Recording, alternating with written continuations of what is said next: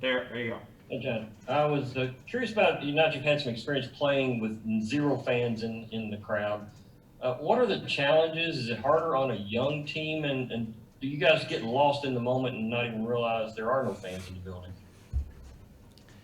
I was talking to a friend of mine today. If you have an experienced team, not playing exhibition, not having your normal bye games to learn and figure it out and get their feet wet, having no fans in a building, maybe you're like us where it has a big effect on the game. If you got a veteran team, it's not that big a deal.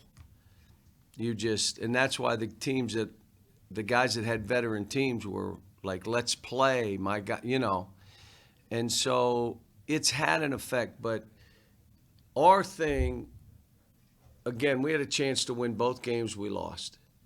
We had a chance to be up 12, maybe more, both teams that we played against. You guys will come back and say, well, you're just not making shots. Well, it's like a fan would say that, just because that's all you are as a fan. Not you guys, because you're really not fans. A couple of you are really not fans. But it goes deeper. Why are you laughing, Larry? Some other guys aren't laughing. But you got to say, are the right guys getting the shots, perimeter shots? Are they getting them in rhythm? Are we playing in a way that would lead to that? And that's what I come back to, because in practice, they shoot it well. So then you say, well, the game, no, what's happening in my mind is, and here at Kentucky, everything's in pencil. You can look at last year's practice plan as a teacher, but I'm putting in drills now for this team, okay, that we've never done before. This is a different group that needs something different. I've got to light a fire for them to play differently than they've ever played. I also tell you that you all know how much I hate to lose, and it takes me 24 hours of grieving to get over the loss. But there were things that came out of our last game. 5 minutes to go, we got a 4-point lead with the ball twice. Now, you guys have watched my teams historically. We lose that game? Normally, no. And so then you got to say, okay, so let's talk about this, let's talk about that. But we can't get away from what's the best thing we're doing. We're defending, we're rebounding, we're blocking shots, we're scrambling. All right, there are things that we're going to try to do, but we can't get away from what I said at the beginning. This has to be a defensive team. They roughed us up in the second half, and we weren't able to combat it. So we make practices a little rougher. But there are a couple things we're doing yesterday and today that you could see, and I showed them tape. This is another team that needs to show tape. Here's how I want you to play. We cannot have ball stoppers. You can't think you're just going to dribble and you're playing one-on-one while four guys watch. You're not playing that way here. The maturity of the team. Sometimes the lack of maturity, like we got great kids. These are good young people, but they're immature. Their response to things isn't always what a mature player would do. But that's normal here. So, but we got work to do. Kelly, you got next, and then Jerry will be after that. Hey, Coach. As someone who's been around John Wall and Marcus Cousins, and you know them very well, they're both going through a lot of injuries, and now they're both in Houston. Can you tell me something that you know about them personally and why you think it's going to be successful in Houston? Well, first of all, they care about each other. They have a bond. They're family. And that's going to help the process. The second thing is both are playing for something.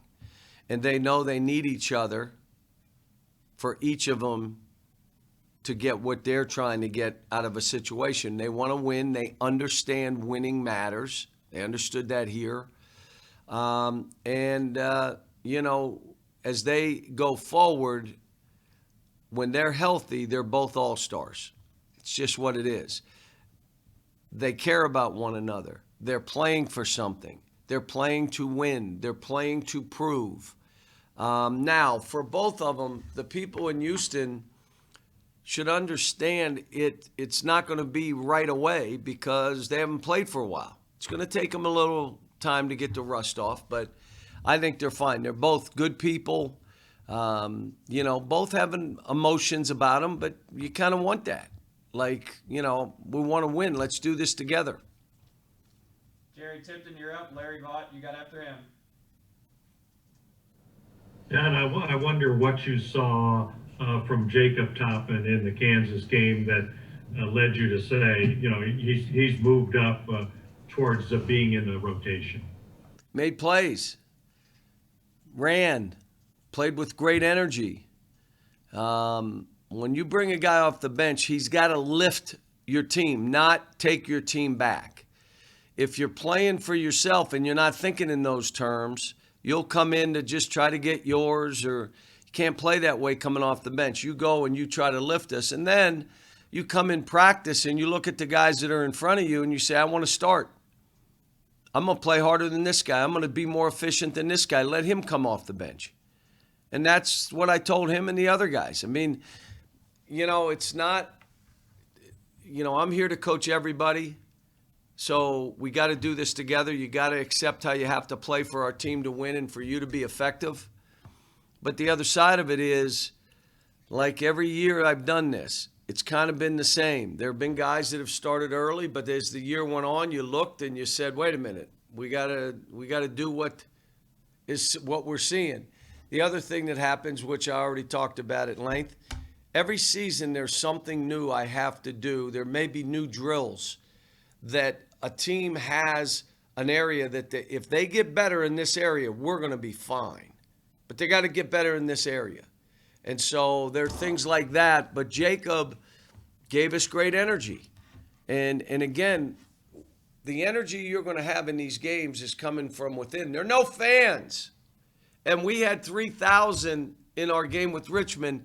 And literally, because the building is so big, you didn't know we had any fans. Just how it is. So that energy's got to come within.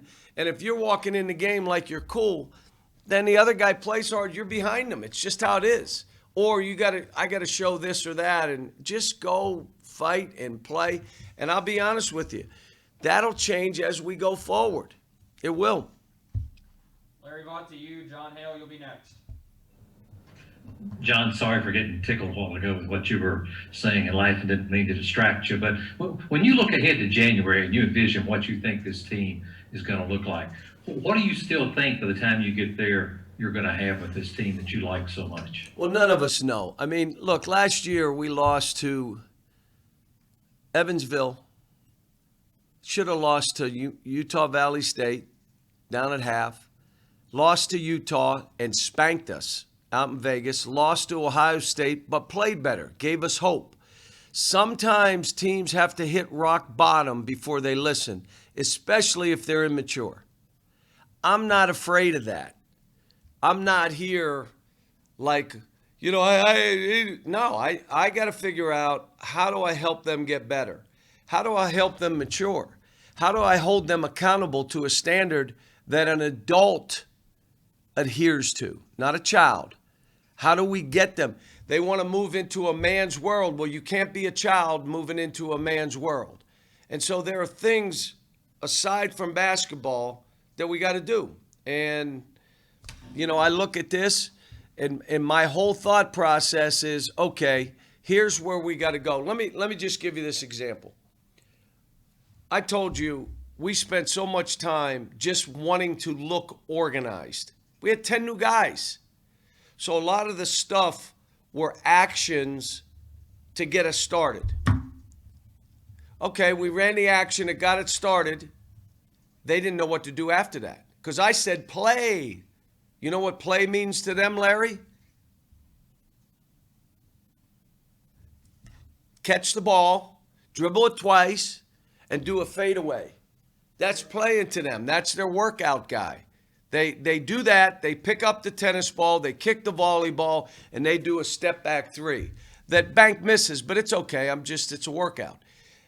I now am saying, okay, here's an action to get us started, and here's how you play basketball. I did it with tape work yesterday to show them. They watched our team last year, and literally they laughed. They know when they watch that and see how we're playing. But again, we were the same last year. We were so unsure of ourselves. I'm really, I'm the one that usually forgets because the staff has to remind me we were the same way last year. So just know we were the same way. And the year before, and the year before, and the year before, except the year we had all those kids and we did the platoon. We smashed everybody until the shot clock violation wasn't called, but we were smashing everybody. Why you laugh, Jer? That's what it is. Come on, you were at that game. And so you look at that and you say, all right, how do we do this? I'm not afraid of it. I'm not sure, Larry, where it ends up going. I know where I want it to go, what I want us to look like, a great defensive team, a fast team that's unselfish, in the half court, an execution team that sets screens. We set none against Richmond and very few against Kansas, a team that can throw it to the post. We have post presence. Folks, if you don't have post presence, your team is a fraud. If you can't throw it to that post at times, we can. Now, the other thing is, how do we get them to play together? We demand it.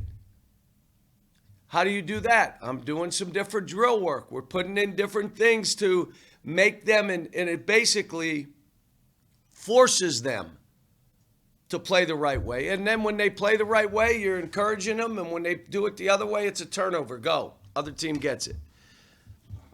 All right, we'll go John, Kyle, and then Adam, and then we'll see where we're at on time. Cal, I can remember about this time in that title year, Marcus Teague getting a lot of heat for the way he was playing and whether it was going to work. How difficult is it for freshman point guards in particular, and just how essential is it that you figure out that spot to reach your potential?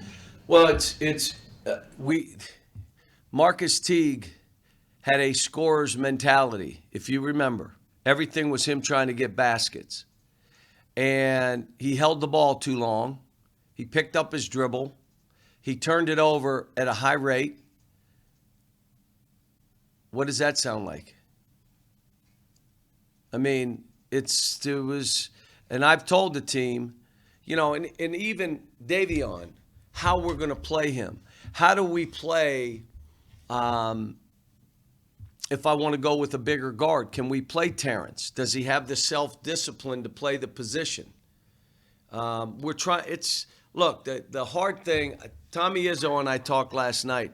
He looked at our schedule and went nuts. You are out of your mind playing all these people going forward. And I'm going to talk to the team about it again today. It is what it is. This is who we play. And so now it becomes, how do we get better as we do this?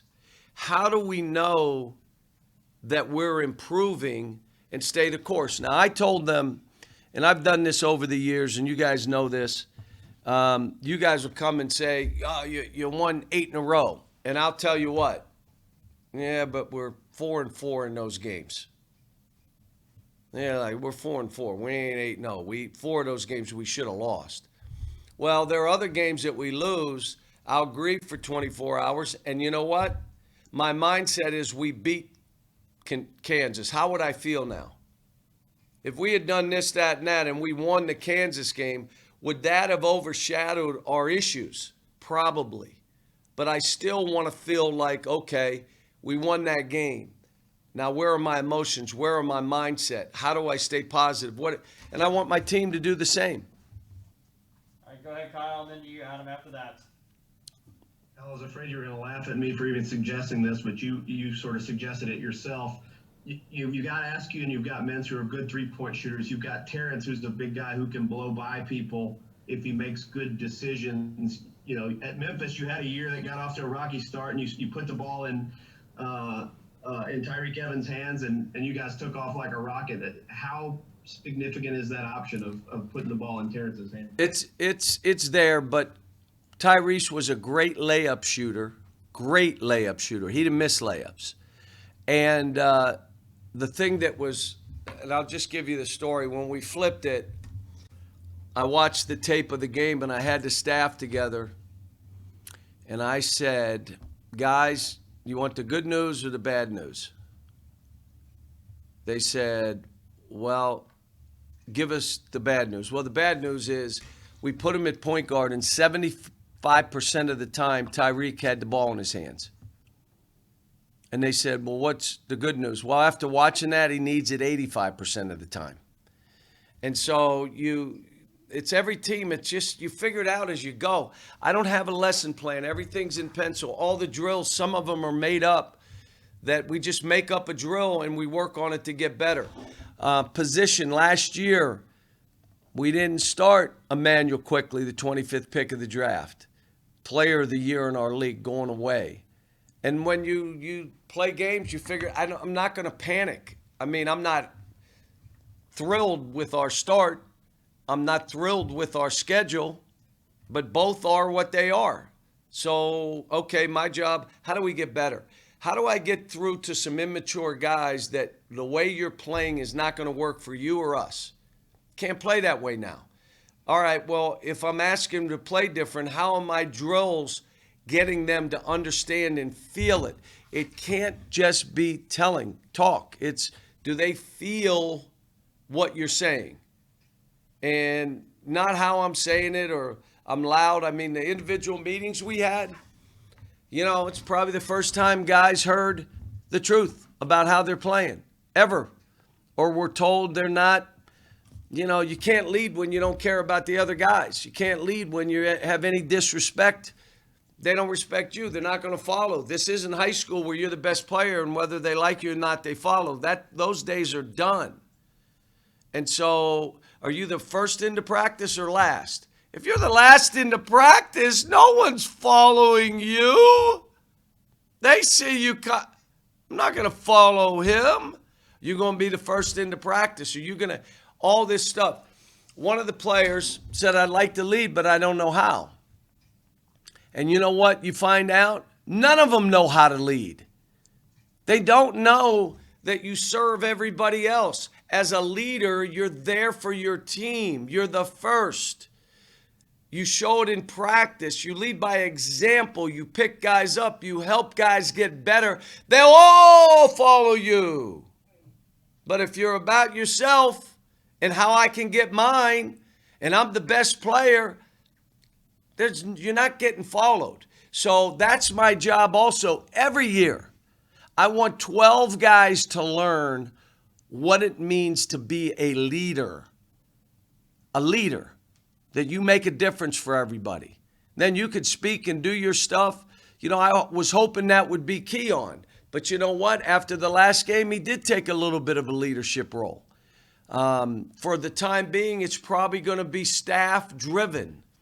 But if we're ever going to be the team I think we can become, they have to be enabled, and it has to be player-driven. But you got to have leaders. You can't have everybody just, let me get mine. Can't play that way. All right, two quick ones, guys. Adam Zagori, and then we'll end it with the Falmouth Outlook. Adam, got to unmute yourself. Still can't hear you, Adam. Weekend. Can you just talk a little bit about how you developed your relationship with Chris Williams, who's organizing the event? What does it mean that a college event is coming back to Atlanta, and do you anticipate maybe playing in it in the future? No, I think it's great. Chris is a good guy and trying to do good stuff in Atlanta, and we were going to play Georgia Tech. And so us being in Atlanta, they call it Catlanta. I didn't expect it to be with no fans, but, it is what it is. So, and I like Atlanta. Atlanta's a great town. It really is a great town. And, we're excited to be there. And look, here, let me just give you haven't asked me about Georgia Tech.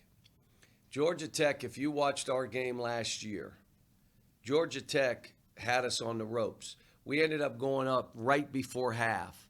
And the rest of the time, Josh had his guys competing and battling. And then there was a 2-minute swing in the second half that gave us a lead, and we just hung on.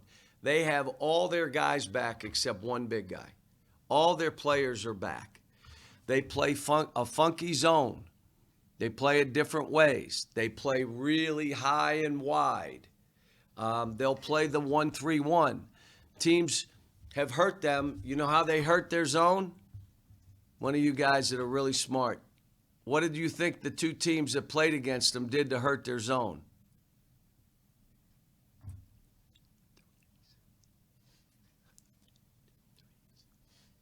So I would expect that they're going to play 40 minutes of zone and think at some point we're not going to make open shots. A little bit dangerous. If you watched us in practice, we can make them, and hopefully we'll be in that mode. But they also have guards that can get by you on the bounce. This is going to be the challenge. You guys are asking me about our guards and our point guard. Look, in this game, if you can't stay in front, then it's a hard deal. Their guards bounce that ball and 2 or 3 and try to get by you and get in the lane and create. And they're a team that they're probably averaging 23s per game, maybe more, 24. And if they make 15 out of 24, then we'll go home. We'll tap them and say, hey, who's our next game? Next game ain't any easier either. But it is what it is. We got to get better. I worry about my team getting better. I worry about my team figuring it out. You know, at this early in the season, you win. Please listen to this. Maybe this is something, or you learn. I think I've said that 1,000 times. Early in the year, you win or you learn. Now, I may grieve as I'm learning, but you win or learn. I learned a lot the first 2 games about our team. Go ahead, Keith, with Falmouth Outlook. You got last question. All right, thank you. You mentioned about having leaders, and you brought up Emmanuel Quigley's name. He was known for shooting on his own and really working hard to develop. Are you seeing that from any players in this group? And who's that leader like he was to get the other players in the gym on their own working? Well, it's on their own, maybe with the coach, grabbing a manager. But here's the thing. Even knowing the maturity of knowing that you don't go in and tiptoe shoot, you go in and a shorter workout that's a hard workout that prepares you to play great. The right kind of workout, okay, that here are the shots you're getting. Well, those are the shots you work on. Emmanuel quickly had that down. He knew. And he would come in the gym after a game if he didn't shoot it, and he never stopped believing in himself. I keep telling these guys, if they got to get their self-confidence from me, you're not making it in this sport. You have to build your own self-confidence by individual work, spending time, earning it, knowing you deserve to play well, performing in practice, being the best we have in practice. But the last piece is you got to carry it over into games. And that's demonstrated performance. It took Emmanuel a while now to get to where he would go from this to this and then carry over in the game. But when he got it, he felt it, and it was his now. And then there was nothing I could say to ever take his confidence or build his confidence. You're great. Thanks, coach. Come on, you're better than that. Thanks, coach. He built his own. Anybody that's expecting the coach, you got to make me feel good. All right, you're going to play in a league, but it ain't the one you think. This is, you grow up, you be a man. I said it, no excuse program. Don't blame. You own your numbers. You own your performance. That was you. Yeah, but it was because of this. All right, what other excuses? Give me the 7. Just give me numbers instead of the full excuse. Tell me it's a number 2 and a number 5. Okay, that's great. I mean, so when you're inexperienced and young, they're used to having habits that you got to help them create new habits that are professional habits. We were saying this. When I went in the league, I worked out a couple guys, Tracy McGrady being one, that I was thinking about taking right out of high school. And Tracy McGrady didn't make a jump shot, a free throw. He can make layups and dunks. It was awful. And I just said, wait a minute. How in the world can we do this? Because so we don't take him. Within 3 years, anytime he shot, that ball was in. If you're in a college practice and it's you just shooting in a drill, and you can only make 2 or 3 in a row, well, you're not ready for that thing up there. Those dudes would make 50 in a row, 40 in a row. And that's where I'm saying that work ethic, understanding and believing, sometimes you got to hit rock bottom. I'm not saying we've done it yet. And you may ask me after the next game, is that rock bottom? And then after the next game, is that rock bottom? I have no idea. But when they start climbing, it showed you, all right, they understood and they're getting it now. Because we got good kids who are good players, who are not the finished product by any stretch of the imagination. Not even close. But they've got a chance. And if we come together, sooner would be better, but we've got time. All right, guys, we'll end it there. Give me some time. We'll get the quotes and game